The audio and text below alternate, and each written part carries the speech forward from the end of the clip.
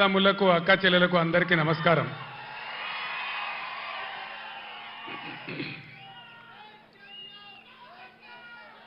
ఇక్కడ జరుగుతున్నటువంటి మెదక్ జహీరాబాద్ పార్లమెంటు నియోజకవర్గ అభ్యర్థులుగా పోటీ చేస్తున్న గౌరవ వెంకట్రామరెడ్డి గారు, గౌరవనీయులు శ్రీ అనిల్ గారు, మీ ఆశీర్వాదం కోసం వాళ్ళు ఇక్కడ ఈ సభలో మీతో పాటుగా ఉన్నారు. నేను రాజకీయంగా ఎంతో ఎత్తు ఎదగడానికి తెలంగాణ రాష్ట్రం సాధించేటువంటి పోరాట పటిమ నాకు అందించి నన్ను పెంచింది ఈ మెతుకు సీమ. మీరిచ్చిన బలమే ఢిల్లీతోని కొట్లాడి ఆనాడు ఢిల్లీ మెడలు వంచి ఈ తెలంగాణ మనం తెచ్చుకున్నాం. మీ దీవెన లేకపోతే, మీ అండదండలు, మీ ఆశీర్వచనం లేకపోతే, ఈ మెతుకుగడ్డ నీళ్లు రక్తం నా శరీరంలో లేకపోతే నాకు ఈ స్థాయి వచ్చేదే కాదు. మొన్న జరిగినటువంటి అసెంబ్లీ ఎన్నికల్లో కూడా ఏ జిల్లాలో రానంత భారీ మెజారిటీ ఇచ్చి హరీష్ రావు గారు తదితరుల నాయకత్వంలో 7 ఎమ్మెల్యేలు కల్పించిన నా మెతుకుసీమ గడ్డకు 2 చేతులెత్తి నేను నమస్కారం చేస్తా ఉన్నాను. ఎన్ని జన్మలెత్తినా కూడా మీ రుణం నేను తీర్చుకోలేదని చెప్పి నేను మనవి చేస్తా ఉన్నాను. ఇవాళ కొంతమంది తెలివి ఉన్నవాడు, తెలివి లేనివాడు, అడ్డంపొడుగు మాట్లాడేవాడు బీఆర్ఎస్కు పార్లమెంటు ఓట్లెందుకు, సీట్లెందుకు అని మాట్లాడుతూ ఉన్నారు. ఇప్పుడే కావాలి బీఆర్ఎస్కు పార్లమెంట్లో ఓట్లు, సీట్లు. ఎందుకు? ఆనాడు నన్ను మీరు ఆశీర్వదించకపోతే, నేను వెళ్ళి కరీంనగర్ ఎంపీ గెలవకపోతే, పార్లమెంట్లో నేను తెలంగాణ బిడ్డగా గర్జించకపోతే మనకు తెలంగాణ రాష్ట్రం ఎక్కడి నుంచి వచ్చేది? ఈరోజు కూడా తెలంగాణ ప్రజల ఆకాంక్షలు, ఆశలు, హక్కులు నెరవేరాలంటే ఖచ్చితంగా పీఆర్ఎస్ బిడ్డలు పార్లమెంట్లో ఉంటేనే మన హక్కులు, అధికారాలు నెరవేరితే నేను మీకు మనవి చేస్తా ఉన్నా. ఏం జరుగుతూ ఉంది మీరు చూస్తూ ఉన్నారు. ఇప్పుడే పెద్దలు పోచారం గారు చెప్పినారు, పాలిచ్చే భార్యను ఎత్తేసి దున్నపోతుని తెచ్చుకున్నామని. జరుగుతుంది. రాజకీయాలలో అప్పుడప్పుడు గమ్మత్తుగా గుడ్డి లక్ష్మి వచ్చినట్టు కొంతమంది లిల్లీ పుట్టుగాళ్ళకు కూడా అధికారం వస్తుంది. వాళ్ళని ఎందుకంటారు లిల్లీ పుట్టని? ప్రజల అధికారం ఎందుకు ఇస్తారు? మాకు సేవ చేయమని, రాష్ట్రాన్ని బాగు చేయమని, గత ప్రభుత్వం కంటే కొన్ని మంచి పనులు చేయమని అధికారం ఇస్తారు, కానీ అడ్డదిడ్డం పనులు చేయమని చెప్పరు. ఇలా ఏం జరుగుతూ ఉంది ఈ రాష్ట్రంలో? నిన్న స్వయంగా మీరు కళ్ళారా చూసినారు. ఈ భారతదేశంలో ఉన్న చట్టాల ప్రకారం, అంబేద్కర్ మహనీయుడు రాసినటువంటి రాజ్యాంగం ప్రకారం ఆర్టికల్ 3 ఆయన పెట్టినాడు కాబట్టి అంబేద్కర్ గారి పుణ్యమా అని మనకు తెలంగాణ రాష్ట్రం వచ్చింది. ఆ మహనీయుని గౌరవించుకోవాలని, గుండెల్లో పెట్టుకోవాలని 125 ఫీట్ల ఎత్తున ఉండేటువంటి, ప్రపంచంలోనే ఎక్కడ లేనటువంటి, భారతదేశంలో ఎక్కడ లేనటువంటి అంబేద్కర్ విగ్రహాన్ని మనం హైదరాబాద్లో కట్టుకున్నాం. పోయిన సంవత్సరం మీరందరూ కూడా చాలామంది వచ్చినారు, బ్రహ్మాండంగా దాన్ని ఆవిష్కరణ చేసుకున్నాం. కానీ నిన్న అంబేద్కర్ జయంతి, ఆ విగ్రహం పెట్టిన తర్వాత జరిగిన తొలి జయంతి, ఈ లిల్లీ పుట్టుకాల ప్రభుత్వం ఏం చేసింది? అక్కడికి గవర్నమెంట్ పోలే. ఆ మహనీయులంతా హిమాలయ పర్వతమంతా ఎత్తున్న విగ్రహానికి ఒక పువ్వు పెట్టలే, ఒక పూలమాల పెట్టలే, అంజలి ఘటించలే. అనేక రాష్ట్రాల నుంచి ప్రజలు వచ్చినారు చూడడానికి. వాళ్ళ కనీసం మంచినీళ్ళు ఏర్పాటు చేయలే, గేట్లు బంద్ చేసి తాళాలు వేసినారు. దీన్ని ఏమంటారు? అహంకారమా? కండకావరమా? ఏమనుకోవాలి దీనికి? అజ్ఞానమా? ఎవరు పెట్టిన విగ్రహమే కదా. మనం ఒక విగ్రహమే పెట్టుకోలే. ఆయన పెట్టిన ఆర్టికల్ 3తోనే తెలంగాణ వచ్చింది కాబట్టి రాష్ట్ర సెక్రటేరియట్ కూడా, సచివాలయానికి కూడా అంబేద్కర్ మహనీయుని పేరే పెట్టుకున్నాం. విగ్రహం కాడికి పోలే. మరి ఆ సెక్రటేరియట్ ఎందుకు కూర్చుంటున్నారు? సిగ్గు లేకుండా కూర్చుంటున్నారా? అది కూడా అంబేద్కర్ పేరు మీదనే ఉన్నది కదా. యాదగిరి గుట్ట కూడా బీఆర్ఎస్ గవర్నమెంటే కట్టింది. మరి ఆడిపోయి ఎందుకు మొక్కుతున్నారు? ఎమ్మెల్యేలు ఉండే క్వార్టర్లు కూడా బీఆర్ఎస్ గవర్నమెంటే కట్టింది. గెలిచిన కాంగ్రెస్ ఎమ్మెల్యేలు దానిలో ఎందుకుంటున్నారు? అంటే అన్ని తీసేస్తారా? మిషన్ కాకతీయ చెరువులు బంద్ చేస్తారా? ఏమేం బంద్ చేస్తారు? ఈ లిల్లీ పుట్టుగాలని నేను ఎందుకన్నా అంటే దీనికే అన్నా. ఒకనాడు ఇదే లిల్లీ పుట్టుగాల పార్టీ సింగూరు ప్రాజెక్టు మన నోరు కొట్టి మన ఎండబెట్టి ఒక డ్రాప్ ఒక చుక్క నీళ్లు కూడా మనకి ఇయ్యలే. హైదరాబాద్కి ఇచ్చినారు. బాధపడ్డాం, ఏడ్చినాం. పొలాలు ఎండిపోయినాయి. అక్కడ నిజామాబాద్ వాళ్ళు ధర్నా, ఇక్కడ మెదక్ వాళ్ళు ధర్నా. ఇయ్యలే. తెలంగాణ వచ్చినాక కదా ఇదే హరీష్ రావు ఇరిగేషన్ మంత్రిగా ఉండి జటా కాలువలు తవ్వి నీళ్లు సింగూరు కాలువలు తవ్వితే కదా అందులోకి నీళ్ళు వచ్చినాయి, పంటలు పడినాయి. ఎక్కడి నుంచి వాడుకున్నాం సింగూరు నీళ్లు? ఇచ్చినరా వీళ్ళు? వచ్చినాయా ఆనాడు నీళ్లు? ఇవాళ ఏం చేస్తారు ఈ లిల్లీ పుట్టుగాళ్ళు? సంగమేశ్వర బసమేశ్వర 2 లిఫ్ట్లు పెట్టుకున్నాం బ్రహ్మాండమైనటువంటి. కాళేశ్వరం నీళ్లతోని సింగూరుకు లింక్ పెట్టుకున్నాం కాబట్టి అటు నిజాం సాగర్ కానీ ఇటు మెదక్ జిల్లా కానీ మలన్న సాగర్తో కలుపుకున్నాం కాబట్టి బ్రహ్మాండంగా సంగమేశ్వర బసమేశ్వర నారాయణ ఖేడ్కు జైరాబాద్కు నీళ్ళు వచ్చేటువంటి లిఫ్ట్లు పెట్టుకున్నాం. అక్కడ 1,00,000 ఎకరాలు, ఇక్కడ 1,00,000 ఎకరాలు. ఆందోళన నియోజకవర్గానికి కూడా 1,00,000 ఎకరాలు. ఎక్కడ పెట్టిన దాన్ని? ఎందుకు పడ్డబెట్టినరు? ఎందుకు కోల్డ్ స్టోరేజ్లో పెట్టినరు? దయచేసి మీరు ఆలోచన చేయాలి. నేను మీ అందరినీ కోరుతా ఉన్నా. దళిత బిడ్డలను దళిత మేధావులను నేను కోరుతా ఉన్నా. అంబేద్కర్ గారిని అవమానిస్తే మనం మౌనం పాటించుదామా? దళిత బంధు పెడితే నోరు మూసుకొని పడిందామా? ఇవాళ వాళ్ళకి సురుకు పెట్టాలి. ఇదే పార్లమెంట్ ఎన్నికల్లో బిడ్డ మీరు మోసం చేస్తే గుద్దిత కింద పడకూడదామనే జవాబు మీరు చెప్పాలని చెప్పి నేను మిమ్మల్ని కోరుతా ఉన్నా. తెలంగాణ ఉద్యోగ ఉపాధ్యాయ సోదరులకు కూడా నేను కోరుతా ఉన్నా. ఏం జరుగుతా ఉంది? 4 నెలల సమయంలో ఇప్పుడు 5వ నెలకు వచ్చింది గవర్నమెంట్ వచ్చి. మీకు మేము ఎంత గౌరవం ఇచ్చినాం? ఆగమాగం కావద్దు. ఎలక్షన్ వస్తే పిచ్చోళ్ళలాగా ఓట్లేదు. నిలకడగా ఆలోచన చేయాలి. నిజానిజాలేందో తెలుసుకోవాలి. అప్పుడే మనకు సరి అయిన న్యాయం జరుగుతుంది. ఈ ప్రభుత్వం మెడలు వంచి మొన్న వాళ్ళు చేసిన ఆగమాగం హామీలు ఏవైతున్నాయో అవి నెరవేర్చాలంటే పార్లమెంట్ ఎలక్షన్లలో సురుకు పెట్టి చూపెడితేనే అవి సాధ్యమైందని నేను మీ అందరికీ తెలియజేస్తా ఉన్నా. ఇవన్నీ మీకు కనబడతలేవా? నేను చెప్పానా? ఉద్యోగులను ఎంత గౌరవించినాం, ఎంత జీతం ఇచ్చినాం, ఎంత పెద్ద పీఆర్సీలు ఇచ్చినాం, తెలంగాణ స్పెషల్ ఇంక్రిమెంట్ ఎట్లా ఇచ్చినాం, ఇవన్నీ మీరు మర్చిపోయి ఇలా ఆగమాగం అడివడే అవుతామంటే మీరే నష్టపోతారు తప్ప బీఆర్ఎస్ పార్టీ కాదు. మీకు తెలివితేటలున్నాయి కాబట్టి, బుద్ధి ఉంది కాబట్టి, గౌరవం ఉంది కాబట్టి ఆలోచన చేసి చెక్ బ్యాలెన్స్ చేయాలని చెప్పి తెలంగాణ ఉద్యోగ ఉపాధ్యాయ సోదరులను కూడా ఈ సందర్భంగా నేను మేధావులుగా మీరు ఆలోచించాలని, ఈ గవర్నమెంట్ ముక్కుతాడేయాలని చెప్పి నేను మీకు కూడా అప్పీల్ చేస్తా ఉన్నా. ఇక్కడికి పోయి మన కరెంటు 9 ఏళ్ళ కన్నురేప కొట్టినంత సేపు అయినా కరెంటు పోయిందా? ఇవాళ పోతుందా? మరి ఇట్లే పోవన్నా ఉండాలి కదా. ఉండాలంటే పార్లమెంట్ ఎలక్షన్లో బీఆర్ఎస్ గెలవాలి. మెదక్లో వెంకట్రామరెడ్డి, జైరాబాద్లో అనిల్ గెలిస్తేనే ఎల్పడా దాపడా కోళ్ళలాగల్లాగా ఉన్నారు. ఇద్దరు కూడా చదువుకున్న వాళ్ళు. ఒక ఆయన ఐఏఎస్ అధికారి, ఇంకొక ఆయన తెలంగాణ ఉద్యమకారుడు. బ్రహ్మాండంగా ఈ కాంగ్రెస్ ముక్కు విండి మీ హక్కులు సాధించాలంటే వాళ్ళని గెలిపించాలని చెప్పి నేను మిమ్మల్ని కోరుతా ఉన్నా. గెలిపిద్దామా? కారు గుర్తుకే. సభ అయిపోలేదు, ఉండండి.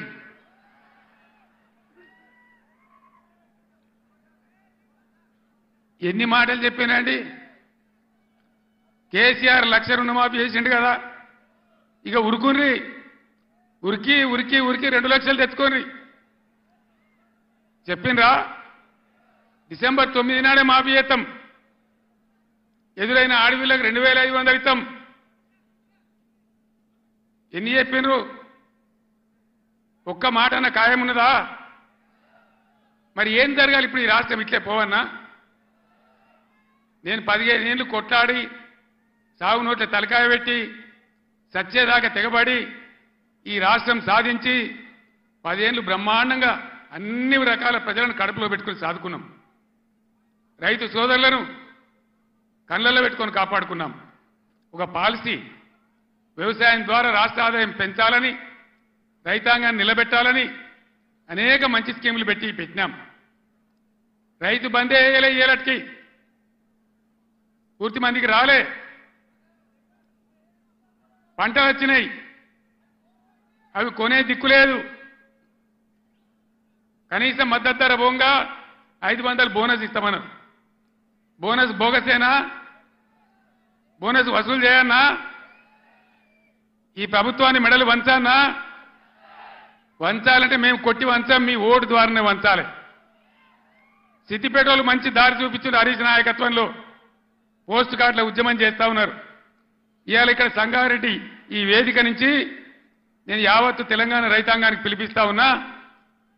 2 లక్షల రుణమాఫీ వెంటనే చేయాలని, ఎండిపోయిన పంటలకు 25,000 నష్టపరిహారం ఇవ్వాలని, ఎకరానికి బోనస్ ఖచ్చితంగా ఇవ్వాలని, వడ్లు వెంటనే కొనుగోలు చేయాలని రాష్ట్ర వ్యాప్తంగా రైతాంగం దయచేసి రేపటి నుంచే పోస్ట్ కార్డు ఉద్యమం మొదలు పెట్టాలని కూడా సిద్దిపేటను మార్గదర్శకంగా తీసుకొని చేయాలని నేను కోరుతా ఉన్నా. ఇవన్నీ చేయాలని అడిగితే ఇప్పుడే పోచారం గారు అన్నాడు, ఒక మంత్రి ఏమో రైతు బంధు అడిగితే చెప్పుతోని కొట్టిండ్రు అంటాడు. ఇంకో ముఖ్యమంత్రిని ఇవన్నీ ఏమైనాయి, ఎందుకు ఏమని గట్టిగా నిలదీస్తే ఏం మాట్లాడతారు ఈ లిల్లీ పుట్టుగాళ్ళు? నీ గుడ్లు వీకి గోటీలు ఆడుకుంటాము, నీ పేగులు తీసి మెడలేసుకుంటాము, నిన్ను పండబెట్టి తొక్కుతాము, నీ ముడ్డి మీద షెడ్డి లేకుండా షెడ్డీలు గుంజుకుంటాము. ఇదేనా 10 ఏళ్లలో నేను ముఖ్యమంత్రి ఉన్నప్పుడు ఒక్కసారి ఇటువంటి మాట విన్నారా? ఇంత అగౌరవంగా మాట్లాడినామా? ఇంత అన్యాయం మీ కళ్ళ ముందనే జరగాలన్నా? దయచేసి ఆలోచన చేయాలి. ఎలక్షన్ అంటే ఓట్లు అంటే ఏదో ఆగమాగం ఓట్లేసుడు కాదు. ఇలా సభలో ఉన్నారు, నేనే ఒక 100-150 లారీలు దాటుకుంటూ వచ్చిన, అందులో ఫుల్గా మంది ఉన్నారు. చాలా దూరంలో పోలీసు వాళ్ళు ఆపుతా ఉన్నారు, పోలీసు వాళ్ళు బొమ్మలు వీకేస్తా ఉన్నారు. నేను పోలీసు మిత్రులకు మనవి చేస్తా ఉన్నా, మీ డ్యూటీ మీరు చేయండి. 10 ఏళ్ళు మేము కూడా గవర్నమెంట్ ఉన్నాం. అమాయకులను బెదిరియడం, కొట్టడం, బీఆర్ఎస్ ఫ్లెక్సీలు బికేయడం ఇదా మీ పోలీస్ డ్యూటీ? ఇలా మేము కూడా లెక్క పెడతా ఉన్నాం. నేను పోలీసు పేరెత్తంగానే ప్రజలు ఎట్లా మాట్లాడుతున్నారో మీరు చూస్తున్నారు, ప్రజల గోల చూస్తున్నారు. ఇప్పటికైనా మీ అరాచకాలు బంద్ చేయండి, జాగ్రత్త. లేకపోతే మళ్ళా గ్యారంటీగా బీఆర్ఎస్ అధికారానికి వస్తుంది. అప్పుడు మీ గతి ఏమైందో ఆలోచన చేసుకోవాలి.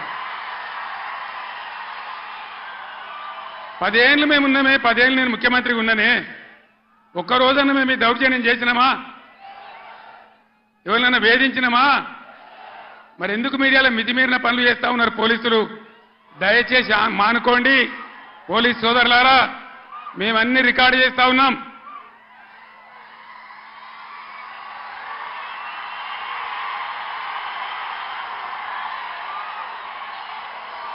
ఈ ప్రజల స్పందన చూసైనా మీరు మారాలి. డీజీపీ గారు మీరు మారాలని నేను చెప్తా ఉన్నా. లేకపోతే మీ మీదకి ప్రజలే తిరుగుబడే రోడ్ వస్తుంది, జాగ్రత్త అని నేను చెప్తా ఉన్నా. మా కార్యకర్త తెలంగాణ ఉద్యమకారుడు సల్వాజీ మాధవరావు అని కరీంనగర్ జిల్లా ధర్మారంలో, పెద్దపల్లి జిల్లాలో ఆయన సోషల్ మీడియాలో ఒక పోస్ట్ పెట్టిండని చెప్పి ఆయన మీద అక్రమ కేసులు పెట్టి ఇలా జైలు తరలించినారు. ఆయన కరీంనగర్ జైల్లో ఉన్నాడు. ఇది మీకు న్యాయమా? డీజీపీకి ఏమైనా గౌరవం ఉంటే ఆ సల్వాజీ మాధవరావు మీద ఏదైతే జరిగిందో దాని మీద స్పెషల్ కమిటీ సీనియర్ ఐపీఎస్ ఆఫీసర్తో ఎంక్వైరీ చేయాలి. ఏ సబ్ ఇన్స్పెక్టర్, ఏ సర్కిల్ ఇన్స్పెక్టర్ దౌర్జన్యానికి పాల్పడ్డాడో వాళ్ళ మీద మీరు చర్యలు తీసుకోవాలి. లేకపోతే తస్మాత్ జాగ్రత్త, మేము న్యాయస్థానం తలుపులు దాడతామనే మనవి చేస్తా ఉన్నా. మేము కూడా మస్తుగా చూసినాం. నేను కేంద్ర మంత్రిగా పనిచేసిన, రాష్ట్ర మంత్రిగా పనిచేసిన, ఇదే జిల్లాలో 20 ఏళ్ళు ఎమ్మెల్యేగా ఉన్నా, ముఖ్యమంత్రిగా పనిచేసిన, కానీ దౌర్జన్యాలు ఎన్నడూ మీతో మేము చేయించలే. అనవసరంగా మీరు రాజకీయ చేసే వాళ్ళు చేస్తారు, మీకు అవసరం లేదు. ఆయాల ఎక్కడ చూసినా వరి కోతలు ఉండే, ఇవాళ కరెంటు కోతలు, క్రాప్ హాలిడేలు. దయచేసి ప్లీజ్ 10 నిమిషాలు, నేను ఎక్కువ మాట్లాడను, 15 నిమిషాలు. నినాదాలు తర్వాత చెప్తాను తమ్ముడు. ఇదేంద్రా అంటే ఆ రోజు ఇవాళ ముఖ్యమంత్రి చెప్పిండు 2 లక్షల రుణమాఫీ డిసెంబర్ 9 తారీఖు. ఏడవాయ డిసెంబర్ 9 తారీఖు ఎవడో కూడా అన్నాడట, కూర్చుంటే లేవో శాత కాదు కానీ తాటి చెట్టు అంత ఎగురుతా అన్నాడట. డిసెంబర్ 9 పోయింది, అన్ని పోయినాయి. మళ్ళా ఆగస్టు 15కి చేస్తామంటారు. మొన్న ఇంకో ఎమ్మెల్యే రేవూరి ప్రకాష్ రెడ్డి అని ఏడాది తర్వాత చేస్తామంటారు. అసలు వీళ్ళు చేస్తారా? వీళ్ళని నమ్మచ్చునా? వీళ్ళను వంగదీసి వీళ్ళ మెడలు వంచి 2 లక్షల రుణమాఫీ చేయించే బాధ్యత బీఆర్ఎస్ పార్టీ మేము తీసుకుంటా ఉన్నాం. అందరం కలిసి యుద్ధం చేద్దాం. పార్లమెంట్ ఎన్నికల్లో బీఆర్ఎస్ అభ్యర్థులను గెలిపించండి, బీఆర్ఎస్ కు బలాన్ని ఇవ్వండి. రైతుల పక్షాన బీఆర్ఎస్ పోరాటం చేస్తుందని మనవి చేస్తా ఉన్నా. లేకపోతే ఏమైతుంది? ఒక్క నిమిషం ప్లీజ్. స్లోగన్లు తర్వాత ప్లీజ్. అరే బాబు, స్లోగన్లు తర్వాత ప్లీజ్. ఈ మూలకున్నోళ్ళు బంద్ పెట్టన్నా ప్లీజ్. బంద్ చేయవా?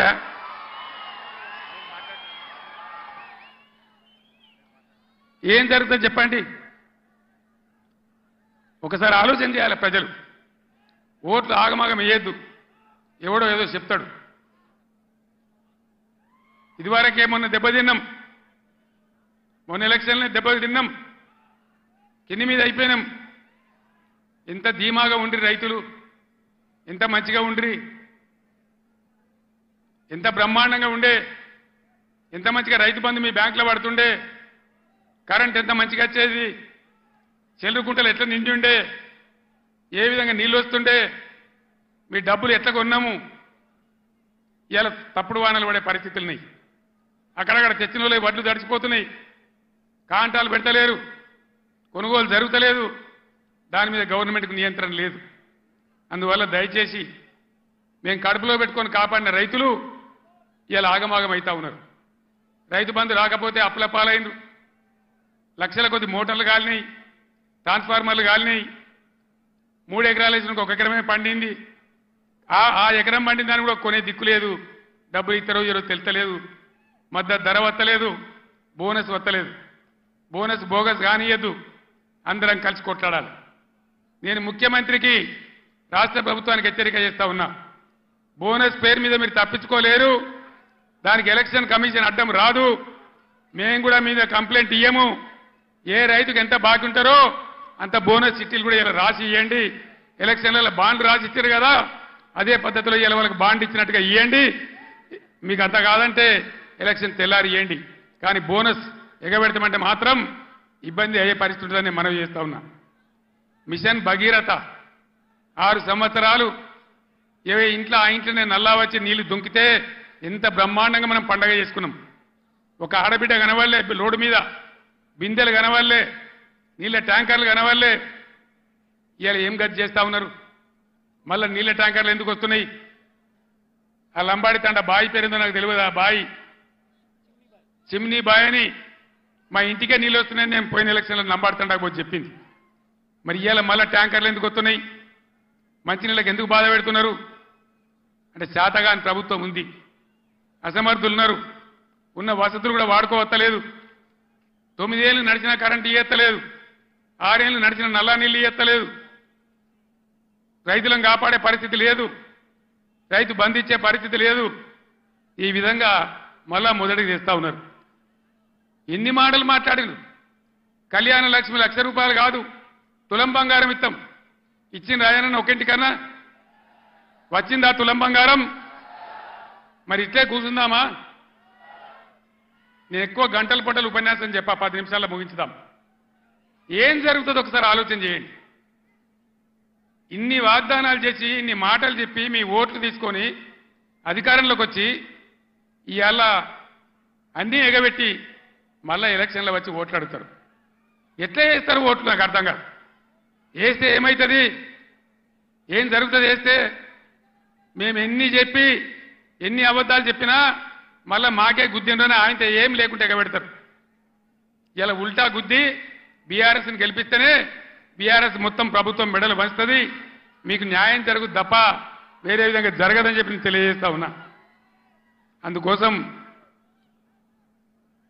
ఒకటే మాట మీరు ఆలోచన చేయాలి. ఇవాళ అనేకమైనటువంటి ఇబ్బందుల్ని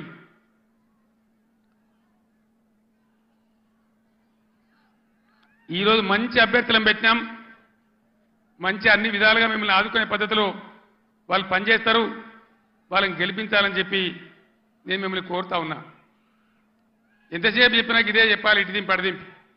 ఒక్కటే మాట నేను చెప్తా ఉన్నా, ప్రజాస్వామ్యంలో ప్రజలు అన్ని ఆలోచించి ఓట్లు వేయాలి. మన కళ్ళ ముందే మనల్ని మోసం చేస్తుంటే మళ్ళీ వాళ్ళకే సర్దిగడితే మళ్ళీ వాళ్ళకే ఓట్లేస్తే ఎటు కాకుండా అవుతాం, ఆగమవుతాం. సంగమేశ్వర బసమేశ్వర కావాలన్నా, కాళేశ్వరం పనులు పూర్తి కావాలన్నా, కడుపు నిండా మళ్ళీ నీళ్లు రావాలన్నా, కరెంటు మంచిగా రావాలన్నా ఈ ప్రభుత్వాన్ని మెడలు వంచాలి. నేను ఇంకో మాట కూడా మీకు చెప్తా ఉన్నా, వాస్తవంగా వాళ్ళు గెలిచినరు, మాకేం ఓర్వలేనితనం లేదు. వాళ్ళు కూడా ఉండాలి, 5 ఏళ్ళు పనిచేయాలి, అప్పుడే నల్లదేందో తెల్లదేందో తెలుస్తుంది. కానీ ముఖ్యమంత్రి మాట్లాడే మాటలు చూస్తే, సభలలోనే వణుకుడు చూస్తే తిరగబడ్డ జనం తెలంగాణలో. సర్వే రిపోర్ట్లు వస్తున్నాయి, కాంగ్రెస్కు 2 సీట్ల కన్నా ఎక్కువ రావు అని. అంతటా అన్ని జిల్లాలలో కూడా రైతాంగం తిరగబడతా ఉంది. అందుకే ముఖ్యమంత్రి నిన్న నారాయణపేట సభలో ఆయన భయం, ఆయన కంపం చూస్తే ఈ గవర్నమెంట్ ఏడాది కూడా ఉండట్లేదని మనం చేస్తా ఉన్నా. ఎవడు ఎప్పుడు పోయి బీజేపీలో కలుస్తాడో, ముఖ్యమంత్రి జంపు కొడతాడో, ఏమవుతుందో, ముఖ్యమంత్రి ఈడో మాట మాట్లాడతాడు, ఢిల్లీకి పోయి బీజేపీ కోటేమని టీవీలో చెప్తాడు. అంటే ఏం జరుగుతుంది? ఎవరికి ఎవడు బీ టీము, ఎవరు కలిసిపోయినరు ఒకసారి ఆలోచన చేయాలి. దయచేసి ఏ మార్పాటుగా ఉంటే ఇబ్బంది జరుగుతుంది. కాంగ్రెస్ గతంలో కూడా మీరు 60 ఏళ్ళు చూసినారు, ఇంకా కూడా ముందటికి మోసపోతే దెబ్బతింటాం. ఇక బీజేపీ పార్టీ ఏమన్నా ఏకైనా పనిచేసిందా మన రాష్ట్రానికి? పెద్దలు చెప్పారు, అక్కరకు రాని చుట్టము మొక్కిన మరం ఇయ్యని వేల్పు మోరమున దానెక్కిన బారని గుర్రము గ్రక్కున విడవంగా వలవి కదరా సుమతను. బీజేపీ అక్కరకు రాని చుట్టం. ఒక మెడికల్ కాలేజ్ ఇయ్యలే, ఒక నవోదయ కాలేజ్ ఇయ్యలే, ఒక జాతీయ ప్రాజెక్ట్ ఇయ్యలే. నేను స్టేజ్ ఎక్కుతుంటే హరీష్ రావు మాట్లాడుతుంటే నేను విన్నా, ఆయన అన్ని చెప్పిండు. అవన్నీ 100% కరెక్టు. బీజేపీకి ఓటేసినా మన మంజీరా నదిలో వారేసిన గంతే, అది ఎందుకు పనికిరాదని మనం చేస్తా ఉన్నాం. యువకులు ఒక గాడుపుల వాడి కొట్టుకొని పోకుండా, పిచ్చి పిచ్చిగా గుడ్డిగా ఓట్లేయకుండా దయచేసి ఆలోచన చేయాలి. ఇవాళ తెలంగాణకు న్యాయం జరగాలంటే, తెలంగాణ హక్కులు కాపాడాలంటే, తెలంగాణ ప్రాజెక్టులు కంప్లీట్ కావాలంటే, మళ్ళా రైతాంగానికి మళ్ళా మేలు జరగాలంటే ఈ ఆగమాగం పార్టీలు కాదు. తెలంగాణ హక్కుల కోసం పేగులు దిగదా కొట్టాడే ఒకటే ఒక పార్టీ బీఆర్ఎస్ పార్టీ, గులాబీ జెండా. ఆ జెండా ఉన్న కారు గుర్తుని ఆదరించాలి. దయచేసి మీ అందరినీ నేను మళ్ళొకసారి కోరుతా ఉన్నా, ఇటు వెంకట్రామరెడ్డి గారు మీరు కూర్చోండి అమ్మా, క్యాండిడేట్లు ఇంప్రూవ్ చేద్దాం. మీరు కూర్చోండి అమ్మా, మీరు కూర్చోండి బ్రదర్. వెంకట్రామరెడ్డి గారు ఒక ఐఏఎస్ అధికారి, ఈ జిల్లాకు సేవ చేసిన వాడు. ఆయనకు డబ్బులు అవసరం లేదు, సేవ చేద్దామని వచ్చినాడు. దయచేసి మెదక్ అభ్యర్థిగా వెంకట్రామరెడ్డి గారి కారు గుర్తు కొట్టేసి గెలిపించండి. అనిల్ కుమార్ 2000 నుంచి బ్రహ్మాండంగా తెలంగాణ ఉద్యమం నుండి పోరాటం చేసిన బిడ్డ, బలహీన వర్గాలకు చెందిన బిడ్డ. ఆయన జైరాబాద్ పార్లమెంట్ నుంచి నిలబడ్డాడు. దయచేసి అనిల్ కుమార్ గారిని జైరాబాద్ పార్లమెంట్ నుంచి గెలిపించమని మిమ్మల్ని కోరుతూ, ఆగమాగమైతే అడిబడివైపోతాం. ఆనాడు నేను చెప్పిన తెలంగాణ తెస్తాను మీ బిడ్డగా. నేను మళ్ళా చెప్తా ఉన్నా, మీ ఆశీర్వచనంతో గ్యారంటీగా ఈ రాష్ట్రంలో మళ్ళా బీఆర్ఎస్ గవర్నమెంట్ తెస్తా. మా రైతాంగాన్ని అంతా, అన్ని వర్గాల ప్రజలనంతా కాపాడతా. మా దళిత బిడ్డలకు మళ్ళా దళిత బంధు కూడా ఇచ్చి తీరుతా. మీ ఆశీర్వాదంతో ముందుకు సాగుతానికి మనవి చేస్తూ, ఇంత పెద్ద సంఖ్యలో ఏ సిటీ పక్కకు లేకపోయినా, ఏ టౌన్ పక్కకు లేకపోయినా, ఇంత పెద్ద ఎత్తులో ఈ సభకు తరలి వచ్చినటువంటి మీ అందరికీ కూడా పేరు పేరున ప్రతి ఒక్కరికి ధన్యవాదాలు తెలియజేస్తూ నేను సెలవు తీసుకుంటా ఉన్నా. జై తెలంగాణ. గట్టిగా చెప్పాలి, జై తెలంగాణ.